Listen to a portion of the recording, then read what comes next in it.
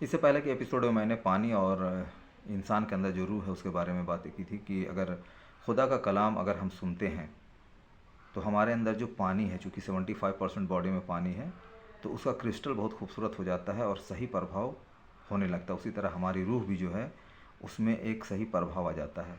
हमारे अंदर एक खुशी जो है वो पैदा हो जाती है, क्योंकि जब खुदा का कलाम हम सुनते हैं तो उसी का कलाम हम सुन रहे जिसने हमें बनाया है।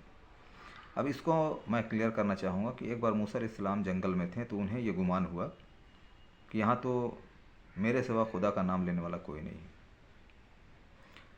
तभी उनके कान में आवाज़ आती है कि ऐ मूसा, तुम जो सोच रहे हो ये गलत सोच रहे हो।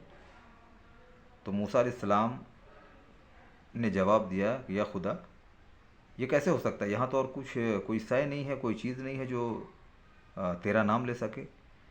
तो मूसा अलैहिस्सलाम को ऑर्डर हुआ कि तुम अपने डंडे को पानी में मारो।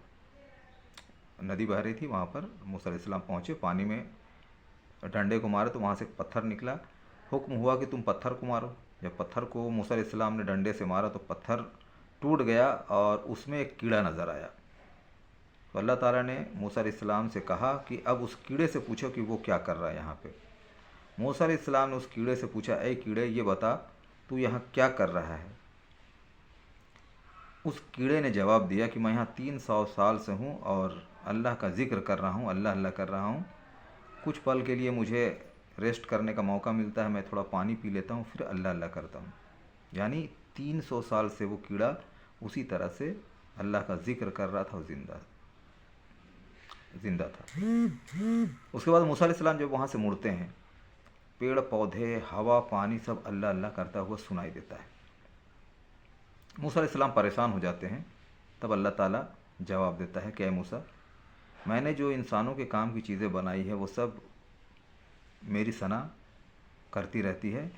पेड़ पौधे, चरिंद परिंद, हवा पानी सब मेरा क्रिएशन है, मेरी रचना है। ये मेरा नाम का माला जो है वो जपते रहती है। अगर मैं इसकी आवाज़ को इंसानों के सामने पेश कर दूं या इंसानों से रूबरू कर दूं, उस पर्दे को ना हटाऊं,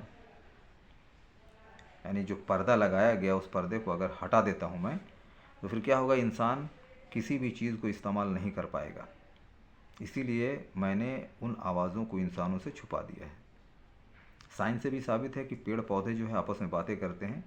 ये अलग बात है कि वो फ्रीक्वेंसी हमारे कानों तक नहीं पहुंच पाती है, तो हम समझते हैं कि वो मुर्दा है। कोई भी पेड़ पौधा ज़िंदा है तभी तो वो बढ़ता है। केवल किसी जानवर या इंसान को अगर हम ज़िंदा समझ लेते हैं तो ये हमारी भूल है। तो इससे क्या साबित होता है कि हर वो चीज़ खुदा का कलाम कहता रहता है। पानी, पहाड़, पेड़ पौधे, कीड़े मकोड़े, सभी लोग। तो इसको समझने की कोशिश करनी चाहिए। वो लोग जो लोग इस्लाम के ख़िलाफ़ बात करते हैं, मैं उन्हें ये संदेश देना चाहता हूँ कि वो सबसे पहले तो वाटर पे रिसर्च करें।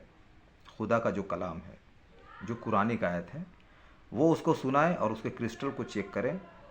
दूसरे ग्रंथों की जो मंत्र है या जो भी कहा जाए उसको सुनाएं, उसके बाद क्रिस्टल को चेक करें। अगर खुदाई कलाम होगा तो पानी का क्रिस्टल खूबसूरत रहेगा, और अगर खुदाई कलाम नहीं होगा, इंसानों का बनाया हुआ होगा, तो उस पानी का क्रिस्टल जो है वो गलत प्रभाव पेश करेगा। ये सारी बातें मैं रिसर्च की बातें कर रहा हूँ। जब कोरोना इफ़ेक्ट दुनिया में पड़ा तो आप सभी ने गौर किया होगा कि जिस इंसान का कोरोना टेस्ट होता था उसके नाक के इंटरनल पोर्शन और गले के अंदर का हिस्सा जो है वहाँ से टेस्ट होता था, और बार बार लोगों को हाथ धोने के लिए कहा गया। अब ज़रा आप गौर करें, जब हम वजू बनाते हैं तो क्या करते हैं? सबसे पहले हाथ ही तो धोते हैं, उसके बाद 3 बार कुल्ली करते हैं, गले तक पानी ले जाते हैं और 3 बार नाक में पानी डालते हैं और नाक साफ़ करते हैं। तो ये हम 1400 साल से करते आ रहे हैं, लेकिन कभी किसी ने गौर नहीं किया कि आखिर ऐसा क्यों करते हैं। लेकिन कोरोना इफ़ेक्ट जब आया तो लोगों को ये बात समझ में आई कि आखिर यही वजह था कि इस्लाम में ये रूल बनाया गया था। तो ये इस्लाम की अच्छी बातें हैं, लेकिन आम तौर पर लोग जो है इस्लाम की इन अच्छी बातों को नहीं गौर करते हैं, उन बातों को गौर करते हैं जो इस्लाम से संबंधित है ही नहीं है। मुसलमान अलग चीज़ है। मुसलमान में हर तरह के लोग हो सकते हैं, क्योंकि जिस घर में हम पैदा होते हैं, जाहिर सी बात है वहाँ कल्चर हमारे ऊपर होता है। अगर मुस्लिम घर में पैदा हुए तो नाम वसीम, करीम जो भी रखा जाता है तो हम समझते हैं ये मुसलमान है। मुसलमान का जो ताल्लुक़ है वो जिस्म से है, और इस्लाम का जो ताल्लुक़ है वो हमारी रूह से है। इस्लामिक सिस्टम है। सिस्टम के एतबार से हमको मुसलमानों को देखना होगा, ना कि मुसलमानों के कर्म से हमें इस्लाम को देखना होगा। तो ये संदेश मैं उन लोगों को देना चाहता हूँ जो इस्लाम से नफ़रत करते हैं।